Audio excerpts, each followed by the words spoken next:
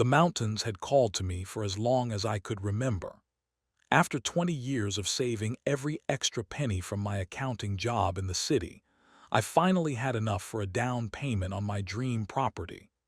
5 acres of pristine land nestled against the foothills, with expansive views that stole my breath every single morning.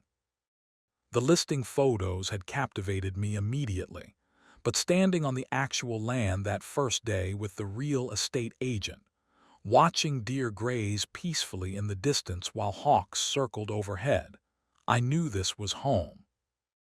The closing process went surprisingly smoothly. The previous owners had built a modest but sturdy 3-bedroom ranch house that suited my needs perfectly. The property taxes were reasonable, and the distance to the nearest town was just right, close enough for conveniences but far enough to feel disconnected from the chaos of civilization. I signed the final papers on a Tuesday, and by Friday, my old apartment was empty and my new life had begun. Those first weeks were pure bliss. I would wake before dawn and sit on my porch with coffee, watching the sunrise paint the mountains gold. The wildlife was abundant and fearless. Rabbits, deer, foxes, and even the occasional moose wandered near the house. I started a small vegetable garden and spent weekends exploring hiking trails that began practically in my backyard. For the first time in decades, I felt genuine peace. The welcome packet from the Mountain View Estates Homeowners Association arrived 3 weeks after I moved in. I had known there was an HOA, my realtor had mentioned it, but assured me it was hands-off and primarily concerned with road maintenance for our rural community. The packet seemed innocent enough at first: a welcome letter, a map of the community, emergency contact information, and a modest handbook of regulations. It was while reading through these regulations that the first twinges of concern crept in. 27 pages of rules governing everything from mailbox height to approved plant species seemed excessive for a community where houses were barely visible from one another.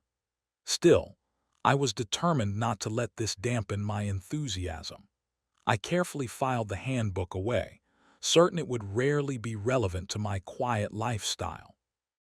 That illusion shattered one morning when I discovered massive paw prints in the soft earth near my garbage cans. Even with my limited wilderness experience, I recognized them immediately: black bear tracks, and large ones at that. My neighbor Sam, a retired forest ranger who lived half a mile down the road, confirmed my suspicions when I texted him photos. "Been seeing more of them this year," he explained when he stopped by later that day. "Droughts push them closer to populated areas looking for food and water. You need to secure your trash and consider some deterrents."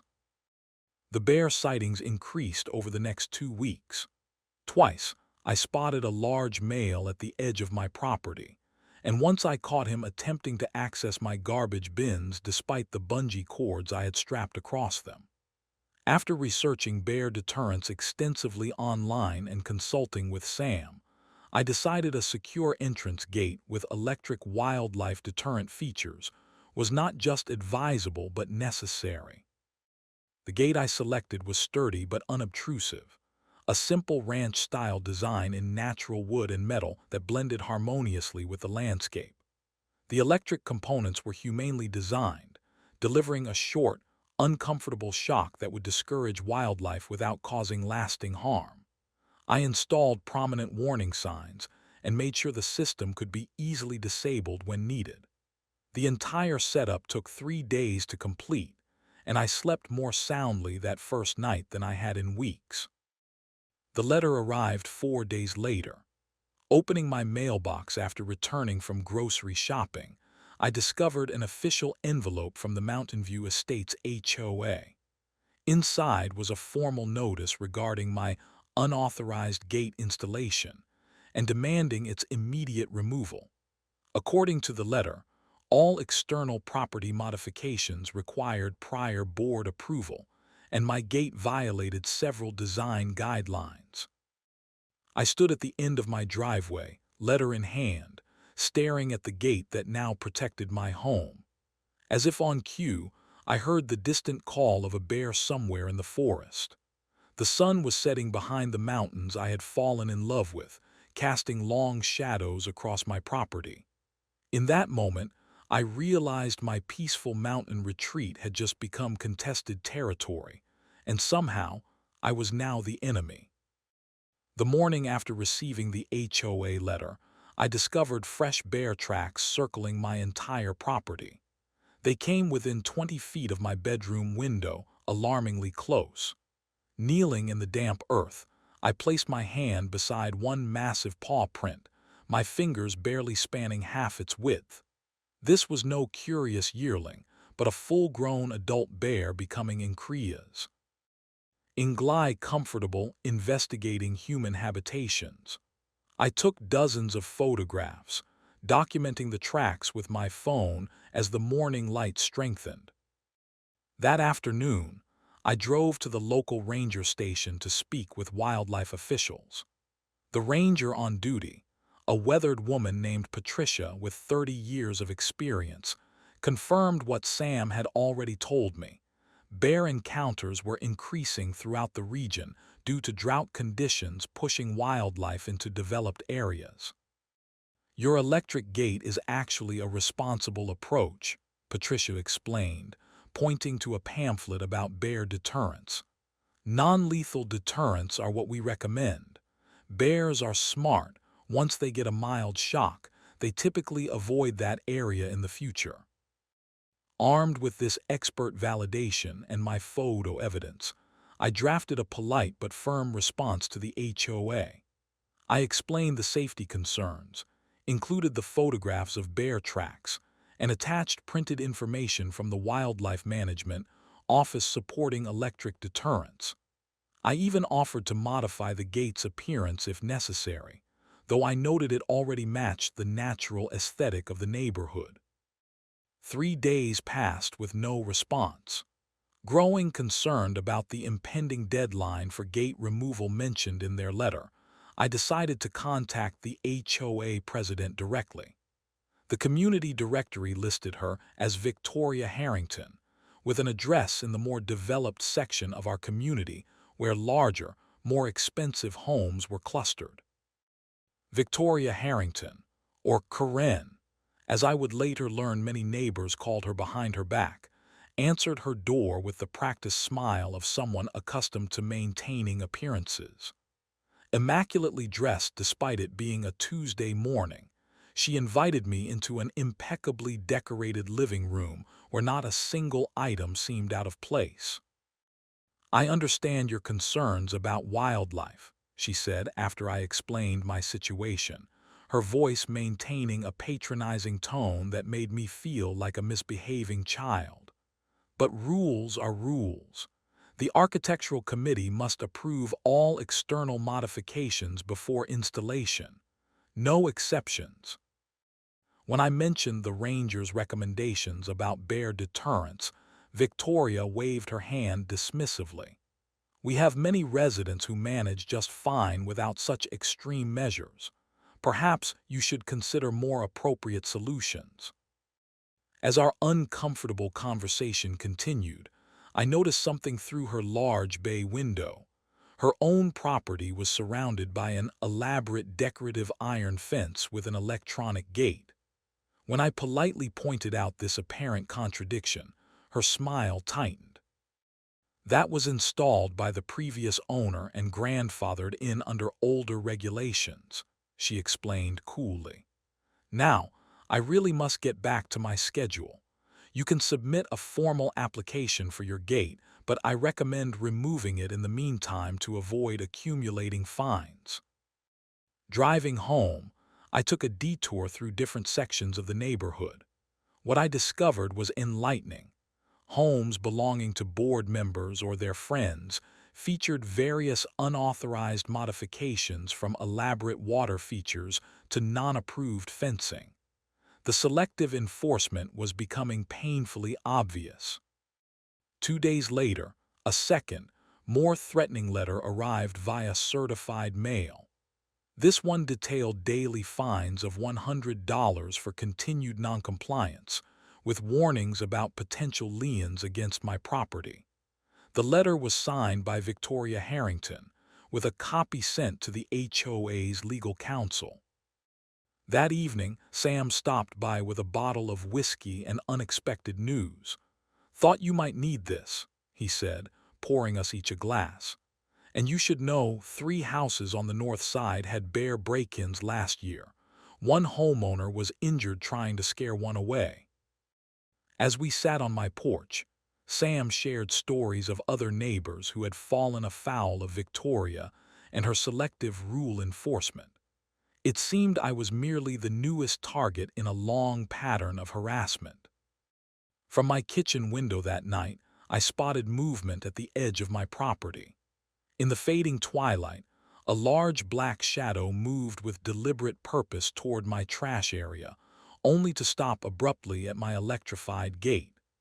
The bear tested the perimeter briefly before turning away, disappearing back into the forest. The system was working exactly as intended, keeping wildlife safely away without harm. Standing at my counter, staring at the certified letter with its threats and demands, I made a decision.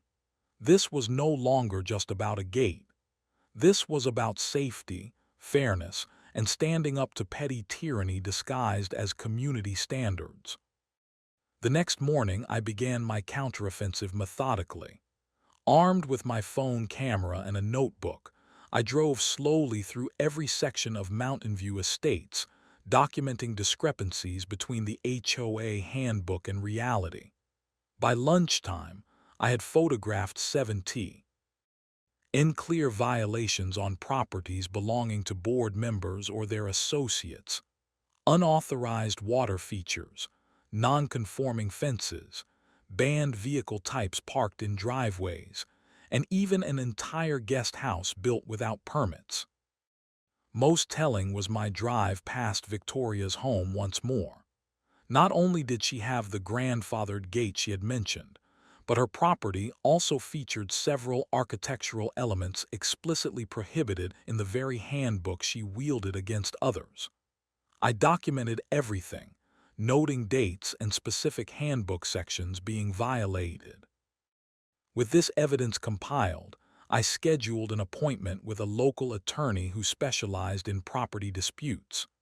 Alan Grayson's office was modest but professional, located above the hardware store in town. A practical man in his 50s with reading glasses perpetually perched on his nose, he reviewed my documentation with increasing interest. HOAs wield significant power, unfortunately, he explained, leaning back in his chair. Courts typically defer to their authority as long as they follow their own established procedures, but there are limits, particularly when it comes to safety issues and selective enforcement. He pointed to my photographs of the bear tracks. "This is not about aesthetics. You have a legitimate safety concern confirmed by wildlife officials, and your documentation of selective enforcement creates leverage." While Alan could not promise victory, he advised me to attend the upcoming HOA board meeting and present my case formally.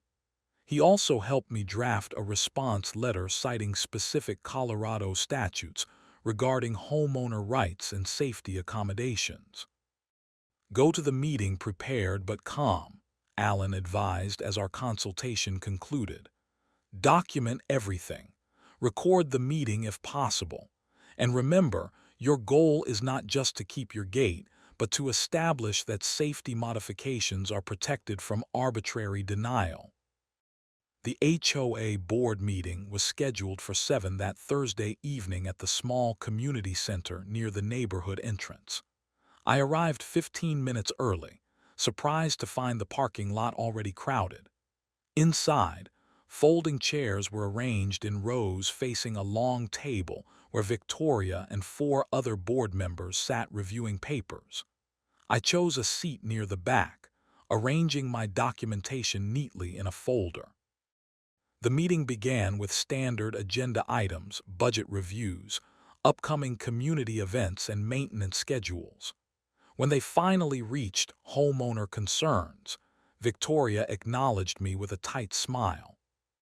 "I believe Mr. Mitchell wishes to discuss his unauthorized gate installation," she announced, her tone suggesting this was a minor nuisance to be quickly dismissed.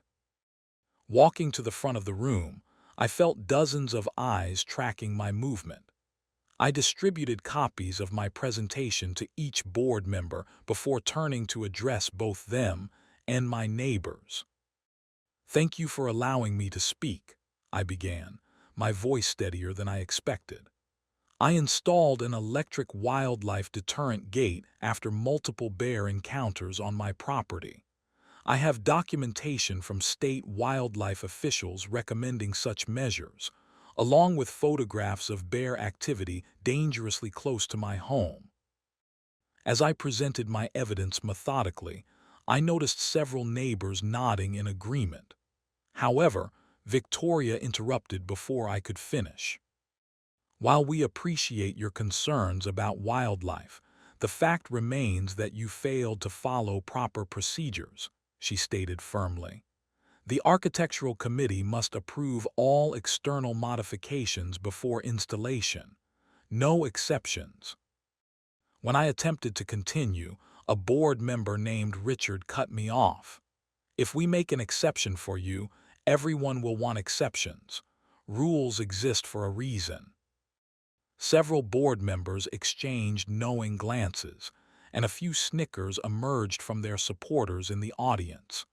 The message was clear. They had already decided against me before I ever entered the room. Before leaving the podium, I added one final point.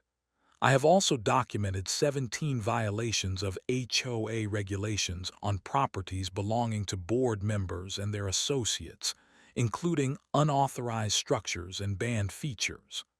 I let that statement hang in the air for a moment. Selective enforcement undermines the very rulebook you claim to uphold. Victoria's face flushed with anger as she quickly adjourned the homeowner concerns portion of the meeting.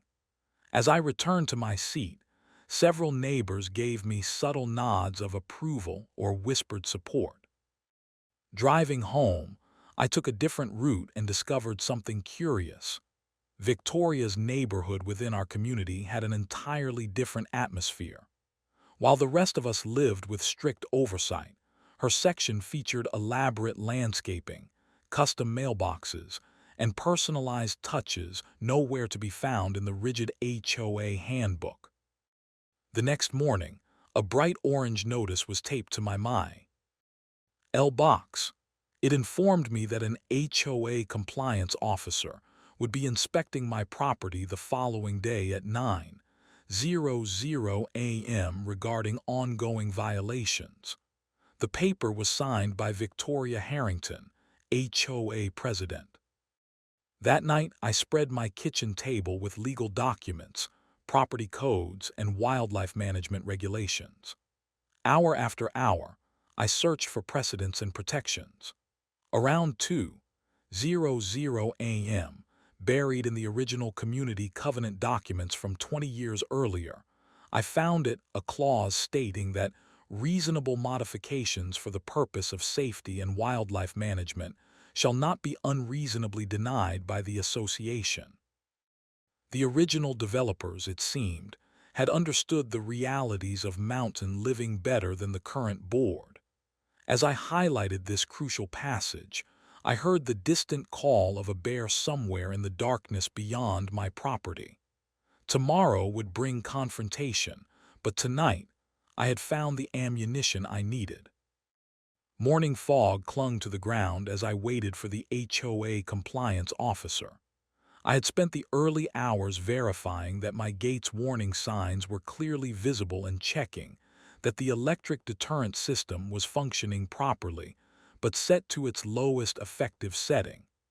The system was designed to discourage bears, not cause harm, an important distinction I plan to emphasize.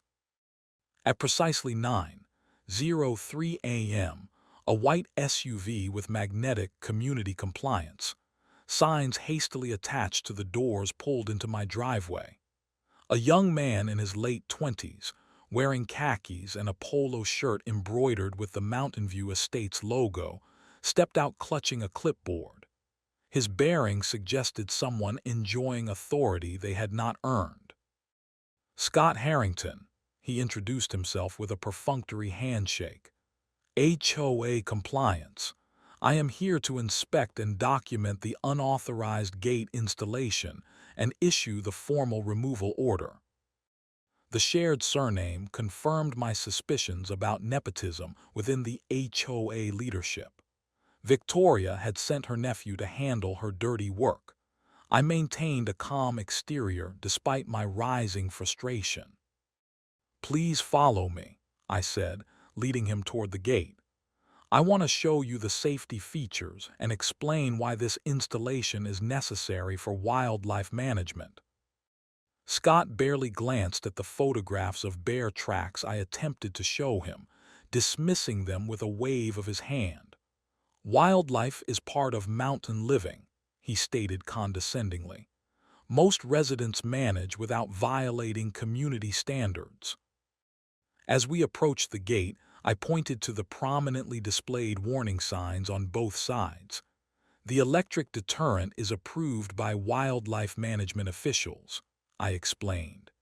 "It delivers a mild shock, enough to discourage bears but not harm them or people. The warning signs meet all safety requirements." Scott smirked as he wrote something on his clipboard.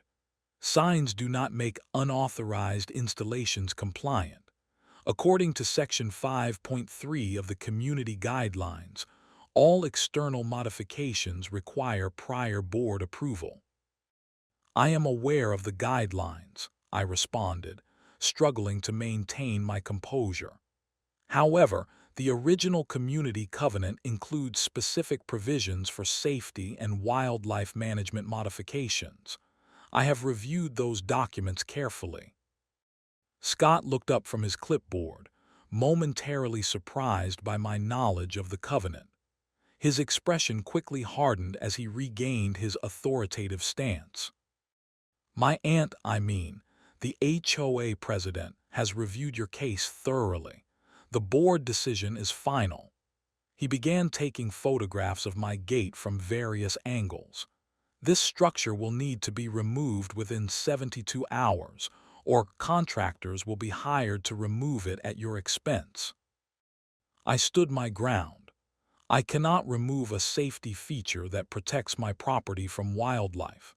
The electric component is necessary given the increased bear activity in this area. Scott snorted dismissively.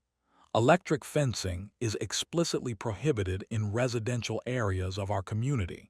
Section 7.2 clearly states." "Section 7.2 refers to perimeter fencing," I interrupted, having memorized the relevant sections. "This is a single-entry gate with wildlife deterrent features, not perimeter fencing. The distinction is significant both functionally and in terms of the regulations." Scott's face flushed with irritation at being challenged. He moved closer to the control panel housing mounted beside the gate post. "This unauthorized electrical component will need to be documented specifically," he announced, reaching toward the metal casing. "Please do not touch that," I warned sharply. "The warning signs clearly indicate that the surface is electrified." He scoffed, continuing to reach forward. "I need to document exactly what type of violation we are dealing with here." "The system is active," I stated firmly, pointing to the warning lights and signs. "It needs to remain operational due to recent bear activity. Please do not touch the metal components." Scott's hand continued moving toward the control panel, his expression clearly communicating that he believed I was exaggerating the danger. The yellow warning signs, the blinking indicator light, my verbal warnings, he ignored them all with the confidence of someone accustomed to rules applying to others but not himself. "This is ridiculous," he muttered. These so-called wildlife deterrents are just excuses too. His sentence cut off abruptly as his fingers made contact with the electrified metal surface. The system functioned exactly as designed, delivering a brief, uncomfortable shock sufficient to deter curious wildlife. Scott jerked backward with a yelp of surprise, dropping his clipboard as he stumbled back several steps. "You did that on purpose," he shouted, his face flushed with equal parts pain and humiliation. "That could have caused serious injury." I maintained my composure. The system is operating at the manufacturer's recommended wildlife deterrent setting, approximately the same voltage as standard livestock fencing. The warning signs are clearly posted, and I verbally warned you multiple times not to touch it. Scott retrieved his clipboard, hands shaking slightly with anger. "This is assault.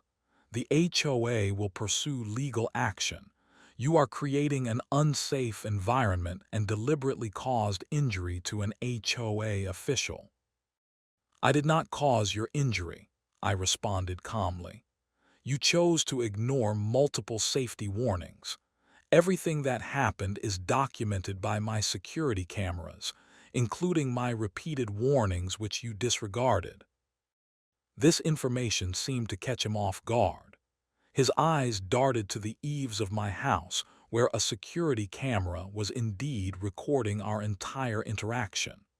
The momentary uncertainty in his expression confirmed he recognized the weakness in his position. "This incident will be included in my report," he stated, trying to regain his authoritative tone despite massaging his still tingling hand. "Expect formal notification of fines and legal proceedings within 24 hours." As Scott retreated to his vehicle, I remained standing beside my gate, watching him fumble with his keys. Birds scattered from nearby trees as he slammed his car door shut and reversed down my driveway with unnecessary speed. The dust had barely settled when I pulled out my phone and called Alan Grayson, my attorney. "Alan, we have a situation," I began, explaining the confrontation in detail. He deliberately ignored warning signs and verbal cautions before touching the electrified component. "Did you record the interaction?" Alan asked immediately. "Yes, my security system captured everything." "Good. Download that footage immediately and send it to me. This changes things significantly. Their aggressive enforcement just backfired in a potentially meaningful way." As I ended the call, I looked out over my property toward the forest edge. A surreal calm had settled over the landscape in stark contrast to the confrontation that had just occurred. This was no longer merely about a gate or even about bears. This was about standing up to bullies who used rules as weapons while exempting themselves from the same standards. The battle lines had been drawn, and surprisingly, I found myself ready for what would come next. The aftermath of the shock incident unfolded rapidly. Within an hour, my phone rang with Victoria Harrington's name flashing on the screen. I let it go to voicemail, preferring to have her threats documented rather than delivered verbally. Her message did not disappoint. "This is Victoria Harrington. We have received a disturbing report about your dangerous property modifications causing injury to our compliance officer. Emergency measures are being considered, including possible removal of the hazardous equipment without further notice. Legal action for damages is being prepared.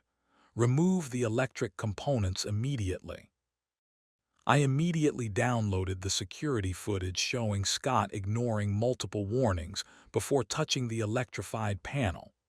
The video clearly showed the warning signs, my verbal cautions, and his deliberate disregard for safety protocols. I sent the file to Alan with a detailed description of the encounter. Within minutes of hanging up, I heard vehicles approaching. Looking out my front window, I was surprised to see not Victoria or Scott, but my neighbor Sam pulling into my driveway alongside two other cars I recognized from the neighborhood.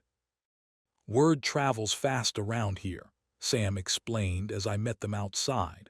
"Heard you had a run-in with the Harrington kid this morning."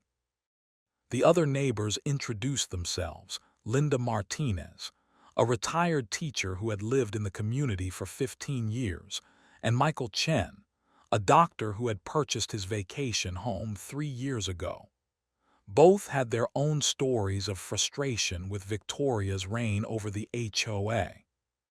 "She threatened to fine me $500 for having wind chimes on my back porch," Linda explained. "Called them unauthorized noise-making devices, if you can believe it."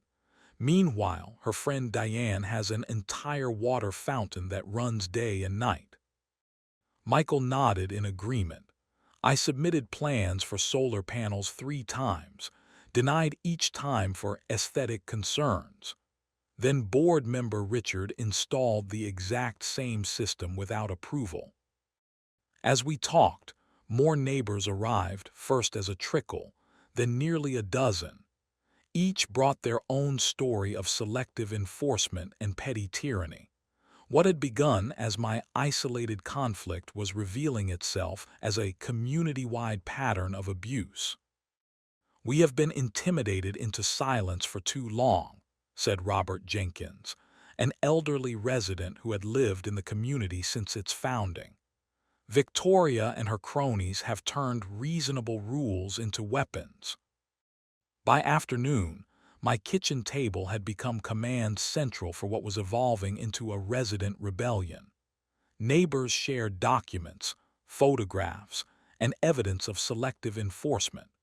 We created a spreadsheet tracking violations that had been reported versus those ignored, revealing a clear pattern favoring board members and their associates. Around 3, a white truck with the state wildlife management logo pulled into my driveway. Patricia, the ranger I had consulted earlier, stepped out in uniform. "Thought I would stop by officially," she explained. "We received a complaint about dangerous wildlife deterrents, but I can see this is the standard system we actually recommend." Patricia inspected my gate carefully, taking photographs and measurements. "This is textbook proper installation," she confirmed. "Low enough voltage to deter without harm, proper warning signs, and the ability to deactivate when needed. I will provide official documentation confirming this meets all wildlife management recommendations." Her official visit provided legitimate validation from a state authority documentation that would carry significant weight against HOA objections. Before leaving, Patricia added one more piece of advice. "Check your covenants carefully. Most mountain developments in this county include wildlife management exemptions dating back to the original zoning approvals. The county required them given our bear populations." This suggestion sent us diving back into the community's founding documents. Michael, who had experience reviewing contracts, discovered financial records showing suspicious patterns. The HOA had paid over $50,000 in landscaping fees to a company owned by Richard's brother-in-law, and security system contracts had gone exclusively to Victoria's husband's firm. "This goes beyond selective enforcement," Michael noted grimly. "This looks like financial impropriety using HOA funds." As evening approached, a certified letter was delivered to my door. It announced an emergency HOA board meeting scheduled for the following evening to address dangerous unauthorized modifications and resident compliance issues. The meeting would include a vote on immediate remediation measures, including contractor removal of hazardous equipment. While reviewing this notice, Linda made a crucial discovery buried in the original property transfer documents. "Look at this," she said, highlighting a passage on page 43. Modifications required for wildlife management or resident safety fall under different approval protocols and cannot be denied without documented safety concerns from the board. This revelation changed everything. Not only had the HOA failed to document any safety concerns about my gate, but the original covenant specifically protected the very modifications I had made. As darkness fell, my phone chimed with an email from Alan. "Review the attached immediately," his message read. "I believe we have found your winning argument." The document he attached was from the county records office, the original development agreement requiring wildlife management accommodations throughout the community. My electric gate was not merely permitted. Similar measures were actually mandated in the original community approval. Looking around at my kitchen filled with neighbors turned allies, I felt something shift. What had begun as my isolated stand against arbitrary rules had transformed into a community rediscovering its voice. Tomorrow's emergency meeting would not go as Victoria planned. We would be prepared, united, and armed with the community's own founding documents. Outside, through the window, I could see my gate standing firm at the entrance to my property. The warning lights blinked steadily in the gathering darkness, a small beacon of resistance against those who would use power to intimidate rather than protect. The community center parking lot overflowed with vehicles 30 minutes before the emergency meeting was scheduled to begin.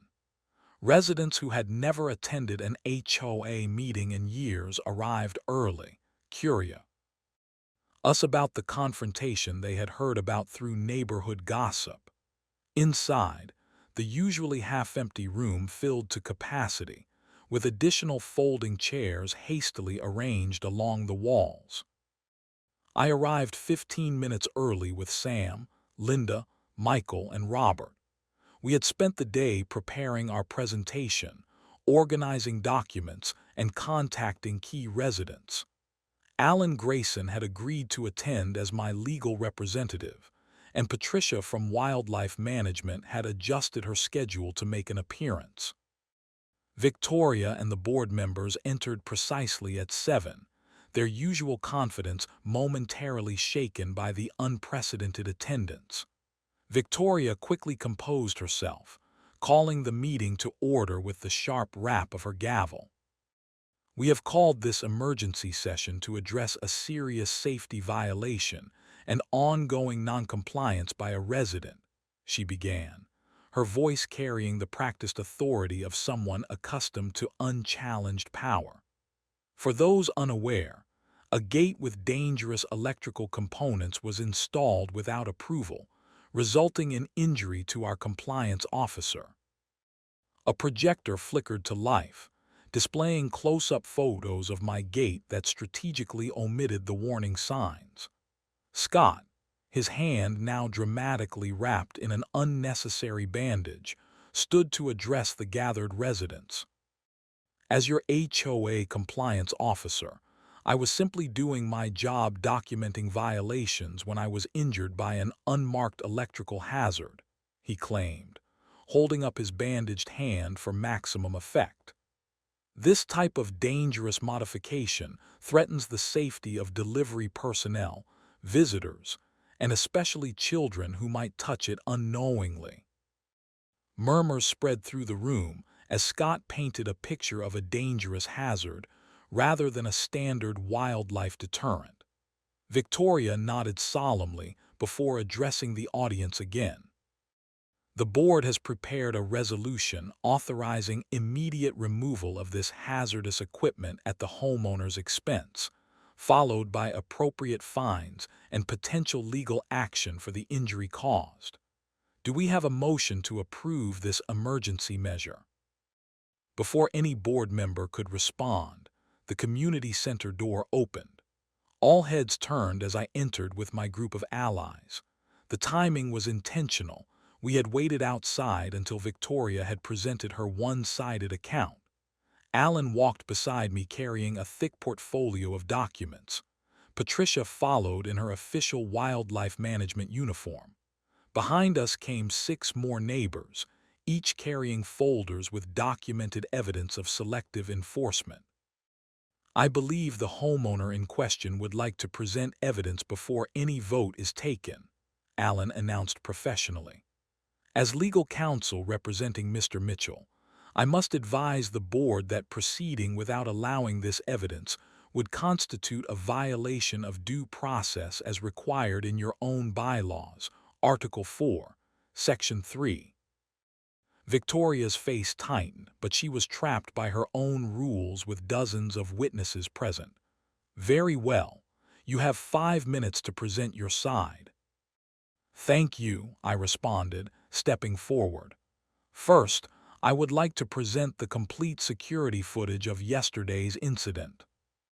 Michael connected a laptop to the projector, replacing Victoria's selective photos with my security video. The room watched in silence as the footage clearly showed the warning signs, my repeated verbal cautions, and Scott deliberately ignoring safety protocols. When the video ended, the room remained quiet, the contrast between Scott's claims and reality starkly evident. Next, I would like to introduce Patricia Johnson from the State Wildlife Management Office, I continued. She has prepared an official assessment of the gate in question. Patricia stepped forward, her official uniform lending immediate credibility. I have personally inspected the deterrent system in question. It meets all state recommendations for bear management in residential areas experiencing wildlife encounters. The voltage is standard for wildlife deterrence. The warning signs exceed requirements, and the installation follows our office's best practice guidelines. We actually recommend similar systems for properties in bear-active regions. She distributed copies of her official report to board members. Additionally, I should note that 3 homes in this community experienced bear break-ins last year, including one that resulted in resident injury. Wildlife deterrents are not merely decorative in this environment but essential safety features. Victoria attempted to regain control. While we appreciate the wildlife perspective, our community guidelines clearly prohibit. That brings us to our next point, Allen interrupted smoothly, distributing copies of the original covenant documents. Please direct your attention to Article 12, which specifically addresses wildlife management modifications. The language clearly states that modifications required for wildlife management or resident safety fall under different approval protocols and cannot be denied without documented safety concerns from the board. He paused to let that sink in. The board has produced no such documentation of safety concerns prior to denying Mr. Mitchell's installation. In fact, the only safety assessment conducted was by the State Wildlife Office, which fully approves the system. Victoria's face flushed with anger. These obscure clauses do not override the board's authority to. Furthermore, Allen continued undeterred, we have documented 17 instances of selective enforcement of HOA regulations, with board members and associates receiving exemptions not extended to other residents. Linda stepped forward, distributing photographs and documentation of violations on board members' properties that had gone unaddressed despite formal complaints. The mood in the room shifted palpably as residents began to whisper among themselves. Several people stood to examine the evidence more closely. And finally, Michael added, our review of HOA financial records reveals concerning patterns of contracts awarded to companies owned by board members' relatives without competitive bidding, potentially violating the conflict of interest provisions in Article 8 of the bylaws. Victoria slammed her gavel repeatedly. This meeting was called to address a specific violation, not to launch unfounded accusations against the board. I have something to say, announced Robert Jenkins, the elderly longtime resident, slowly rising from his chair. The room quieted immediately out of respect for his age and tenure in the community. "I helped draft the original covenants for this community 20 years ago," he said, his voice quavering but determined. "We included wildlife provisions because we understood mountain living requires practical accommodations. What I have witnessed today is the perversion of rules meant to protect our community into weapons wielded by a few against the many." He paused, looking directly at Victoria. "I formally move that we remove the current board effective immediately and hold new elections within 30 days, as permitted under Article 3 when board members have demonstrated failure to uphold community interests." The room erupted in voices as residents began calling out their seconds to the motion. Victoria banged her gavel frantically, but the momentum had shifted irrevocably. When a formal vote was finally taken, the result was overwhelming: 37 in favor, 5 against. The current board was removed pending emergency elections. As the meeting concluded, residents gathered in small groups, exchanging contact information and stories of their own HOA experiences.